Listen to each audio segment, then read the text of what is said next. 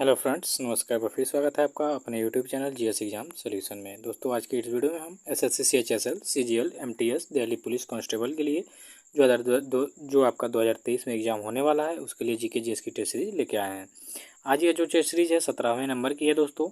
तो इसमें जो है सभी क्वेश्चन 25 होंगे और सभी क्वेश्चन बहुविकल्पी टाइप के होंगे। तो चैनल को कर दीजिएगा सब्सक्राइब और आज के क्वेश्चन को सॉल्व करेंगे। आज जो क्वेश्चन है ये प्रीवियस ईयर के भी इसमें क्वेश्चन है और आपके एक्सपेक्टेड क्वेश्चन भी हैं। ठीक है, तो चैनल को सब्सक्राइब कर दीजिएगा दोस्तों। चलिए आज के क्वेश्चनों को देखेंगे। सबसे पहला क्वेश्चन आपके स्क्रीन पे आ गया है दोस्तों कि लाल क्रांति यानी रेड रेवोल्यूशन किससे संबंधित है। तो रेड रेवोल्यूशन जो है यानी लाल क्रांति यह मांस के उत्पादन से संबंधित है। ठीक है, मांस के उत्पादन से। तो विकल्प में जो आपका ए विकल्प दिख रहा है इसका सही उत्तर हो जाएगा कि लाल क्रांति जो है ये आपके मांस के उत्पादन से संबंधित है। तो विकल्प इसका ए जो होगा राइट आंसर हो जाएगा। ठीक है, चलिए नेक्स्ट क्वेश्चन की तरफ चलेंगे। तो नेक्स्ट क्वेश्चन है आपका दूसरे नंबर का कि श्वेत क्रांति जो है यानी व्हाइट रेवोल्यूशन जो है किससे संबंधित है। तो श्वेत क्रांति, देखिए ये क्वेश्चन इंपॉर्टेंट है, आपके कई बार एग्जाम में पूछा हुआ क्वेश्चन है। तो श्वेत क्रांति जो है यह दूध के उत्पादन से संबंधित है। ठीक है, दूध के उत्पादन से संबंधित है और ये बहुत ही इम्पोर्टेंट क्वेश्चन है। ठीक है, श्वेत क्रांति ये हमेशा एग्जाम में आता रहता है, तो याद रखिएगा श्वेत क्रांति जो है दुग्ध उत्पादन से संबंधित है। तीसरे नंबर के क्वेश्चन को देखिए कि रानीखेत जो रोग होता है किससे संबंधित है।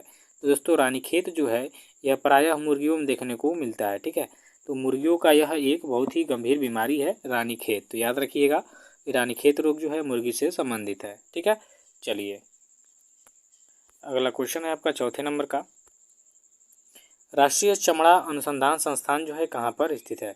तो राष्ट्रीय चमड़ा अनुसंधान संस्थान की अगर जो बात करेंगे दोस्तों तो यह आपके चेन्नई में स्थित है। ठीक है, कहाँ पे, चेन्नई में। तो इसका राइट आंसर हो जाएगा विकल्प डी कि राष्ट्रीय चमड़ा अनुसंधान जो संस्थान है यह आपके चेन्नई में स्थित है। ठीक है, तो इसका राइट आंसर विकल्प डी होगा। चलिए 5 नंबर के क्वेश्चन को देखेंगे कि सेंट्रल राइस रिसर्च इंस्टीट्यूट कहाँ पर स्थित है।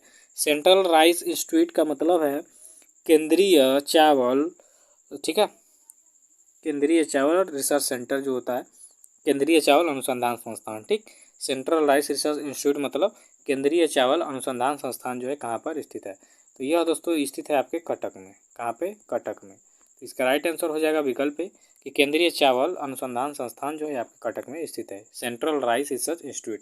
ठीक है, सेंट्रल राइस रिसर्च इंस्टीट्यूट जो है इसका इंग्लिश वर्जन है, हिंदी में इसका अर्थ होता है केंद्रीय चावल अनुसंधान संस्थान। तो ये दोनों एक ही चीज़ है। ठीक है, कोई हिंदी इंग्लिश दोनों में इसको ट्रांसलेट करेंगे तो ऐसा आएगा, इंग्लिश में सेंट्रल राइस रिसर्च इंस्टीट्यूट आएगा और हिंदी में केंद्रीय चावल अनुसंधान संस्थान आएगा। छठे नंबर के क्वेश्चन को देखेंगे। छठे नंबर का क्वेश्चन है कि चंद्रगुप्त मौर्य का उत्तराधिकारी कौन था।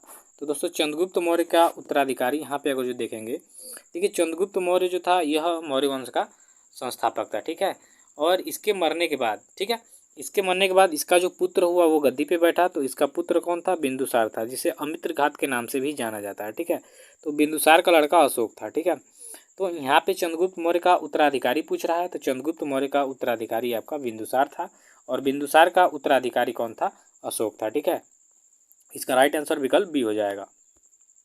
7 नंबर के क्वेश्चन में एक शिशुनाग जो वंश है इसका अंतिम राजा कौन था। तो देखिए दोस्तों शिशुनाग वंश का सबसे अंतिम जो राजा था नंदीवर्धन था।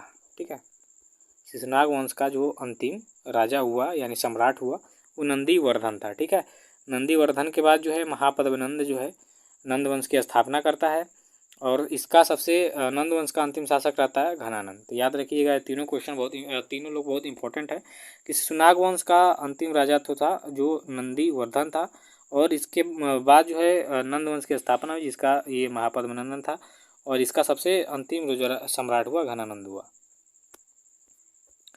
8 नंबर के क्वेश्चन में है कि मेगास्थनीज जो था किसका राजदूत था। तो दोस्तों यहाँ पे मेगास्थनीज की बात हो रही है। तो मेगास्थनीज जो था ये सेल्यूकस निकेटर का क्या बोलता है राजदूत था। ठीक है, सेल्यूकस निकेटर ने जब युद्ध हार गया था चंद्रगुप्त मौर्य से तो इसने अपनी बेटी कार्नेलिया की जो शादी है इसके साथ किया था। ठीक है, चंद्रगुप्त मौर्य के साथ कर दिया था कार्नेलिया की शादी और इसमें शर्त भी चाणक्य के द्वारा रखा गया था और ऐसा शर्त रखा गया था कि चाह के भी कार्नेलिया के पुत्र जो है यहाँ पे सत्ता स्थापित नहीं कर सकते हैं। ठीक है, तो सेल्यूकस निकेटर जो था इसका ये राजदूत था। मेगास्थनीज जो ये इसके दरबार में रहता था, चंद्रगुप्त मौर्य के सारा अपडेट देता था, ठीक है। तो कार्नेलिया इसका राइट है। मेगास्थनीज की एक पुस्तक भी है जिसका नाम है इंडिका, जिसमें उस समय के भारत की दशा का वर्णन किया गया है।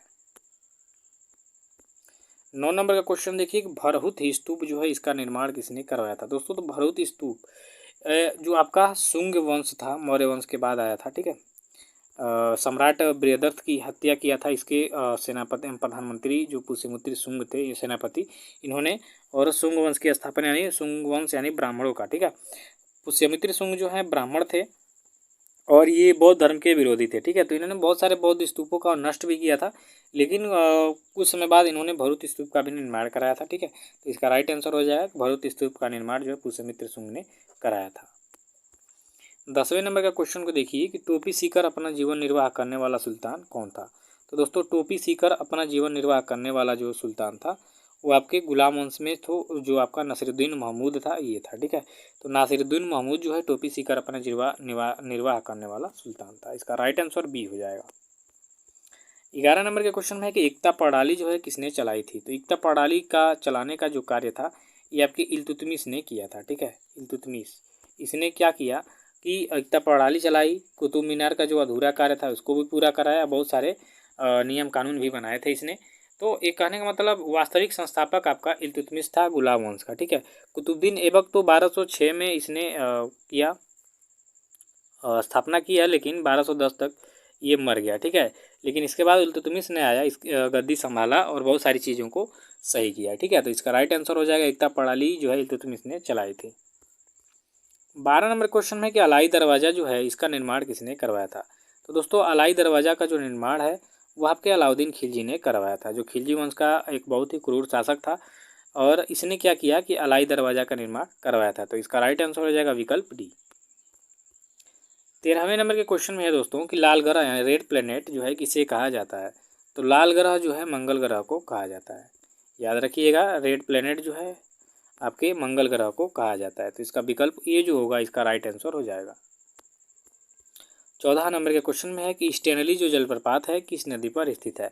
अभी देखिए ये भी इंपॉर्टेंट क्वेश्चन है। स्टेनली जलप्रपात कई बार आपके एग्जाम में आया हुआ क्वेश्चन है। तो यह आपके कांगो नदी पे स्थित है, ठीक है, स्टेनली जलप्रपात।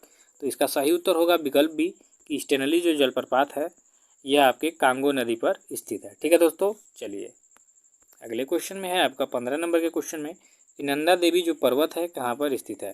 तो दोस्तों नंदा देवी पर्वत की अगर जो बात करेंगे तो वैसे तो भारत के उत्तराखंड में स्थित है, लेकिन यहाँ उत्तराखंड ना देके और देश का नाम दिया है, तो ये आपके भारत में स्थित है, ठीक है। कहाँ पे स्थित है? भारत में। तो इसका राइट आंसर हो जाएगा सी, भारत के उत्तराखंड राज्य में नंदा देवी पर्वत जो है स्थित है, ठीक है। चलिए 16 नंबर के क्वेश्चन में दोस्तों कि लेबनान की राजधानी जो है कहाँ पर स्थित है? तो लेबनान की हम बात करेंगे तो लेबनान की जो राजधानी है वो आपकी बेरूत है। क्या है? बेरूत। तो इसका सही उत्तर क्या हो जाएगा? विकल्प डी कि लेबनान की जो राजधानी है बेरूत है। 17 नंबर के क्वेश्चन में कि पुर्तगाल की जो राजधानी है वो कहाँ पर है? तो दोस्तों पुर्तगाल की जो राजधानी है वह आपकी लिस्बन है। क्या है? लिस्बन। सबसे पहले पुर्तगाली भारत आए थे, और यूरोप में बात करेंगे यूरोप वासियों की, तो सबसे पहले पुर्तगालियों में जो आपका वास्को डी गामा था वो भारत आया था। तो इस पुर्तगाल की राजधानी जो है लिस्बन है, ठीक है। चलिए 18 नंबर का क्वेश्चन देख लेंगे कि यूक्रेन की जो राजधानी है कहाँ पर है? तो दोस्तों यूक्रेन की राजधानी, इस समय चल रहा है आपका यूक्रेन और रूस का युद्ध, ठीक है। तो रूस की राजधानी है मॉस्को और यूक्रेन की राजधानी जो है कीव है, ठीक है। यहाँ पे देखिए दे दिया हुआ है मॉस्को आपकी रूस की राजधानी है, और यहाँ पे यूक्रेन की जो राजधानी है वो कीव है, ठीक है। कीव KIV कीव, ये कीव जो है आपके यूक्रेन की राजधानी है। तो याद रखिए क्वेश्चन आ सकता है ये। 19 नंबर के क्वेश्चन में है, अब देखिए रोजगार संबंधित इकोनॉमी संबंधी क्वेश्चन है ये। प्रधानमंत्री रोजगार योजना जो है कब शुरू किया गया? तो दोस्तों प्रधानमंत्री रोजगार योजना जो है ये आपका शुरू किया था 1993 ईस्वी में, ठीक है। 1993 ईस्वी में जो है प्रधानमंत्री रोजगार योजना को स्टार्ट किया गया था। तो इसका सही उत्तर हो जाएगा विकल्प सी। 20 नंबर के क्वेश्चन है कि प्रधानमंत्री ग्रामोदय योजना की जो शुरुआत है कब की गई थी? तो दोस्तों प्रधानमंत्री ग्रामोदय योजना की जो शुरुआत है सन 2000 ईस्वी में की गई थी, 2000 से 2001 के बीच में की गई थी, ठीक है। तो इसमें जो विकल्प आपका डी दिया हुआ है सही हो जाएगा कि प्रधानमंत्री ग्रामोदय योजना की जो शुरुआत है 2000 ईस्वी में की गई थी। 21 नंबर क्वेश्चन है कि प्रधानमंत्री उज्ज्वला योजना की जो शुरुआत है कब की गई थी। देखिए, प्रधानमंत्री उज्ज्वला योजना की जो शुरुआत है 2016 में की गई थी। ठीक है, तो इसका राइट आंसर होगा विकल्प ए। 22 नंबर के क्वेश्चन में है कि वित्त आयोग के गठन का प्रावधान जो है किस अनुच्छेद में वर्णित है। तो दोस्तों, वित्त आयोग के संबंधित गठन के संबंधित जो अनुच्छेद है वो आपके अनुच्छेद 280 में गठित किया गया है या वर्णित किया गया है। ठीक है, तो वित्त आयोग के गठन का प्रावधान जो है आपके अनुच्छेद 280 में दिया गया, तो इसका विकल्प जो बी होगा सही उत्तर हो जाएगा। 23 नंबर के क्वेश्चन में है कि उपराष्ट्रपति को शपथ जो है कौन दिलाता है दोस्तों। तो उपराष्ट्रपति को जो शपथ है वो भारत के राष्ट्रपति जो होते हैं वह दिलाते हैं। और राष्ट्रपति की बात करेंगे तो राष्ट्रपति को शपथ भारत के जो सर्वोच्च न्यायालय के मुख्य न्यायाधीश हैं वो दिलाते हैं। और उपराष्ट्रपति को जो शपथ है वो राष्ट्रपति के द्वारा दिया जाता है। तो विकल्प सी इसका राइट आंसर हो जाएगा। 24 नंबर के क्वेश्चन में है कि सभी राज्यों के लिए एक उच्च न्यायालय की स्थापना होगी किस अनुच्छेद में वर्णित है। तो यह जो अनुच्छेद है वो अनुच्छेद आपका 214 है। ठीक है, 214 हमें दिया गया है कि सभी राज्यों के लिए एक उच्च न्यायालय की स्थापना होगी। ठीक है, तो विकल्प इसका जो डी होगा राइट आंसर हो जाएगा। 25 नंबर क्वेश्चन में है कि ऑस्कर पुरस्कार की जो शुरुआत थी वो कब हुई थी। तो दोस्तों, ऑस्कर पुरस्कार की शुरुआत यहाँ पे देखेंगे तो 1929 ईस्वी में हुई थी। ठीक है, 1929 में ऑस्कर पुरस्कार की शुरुआत हुई थी।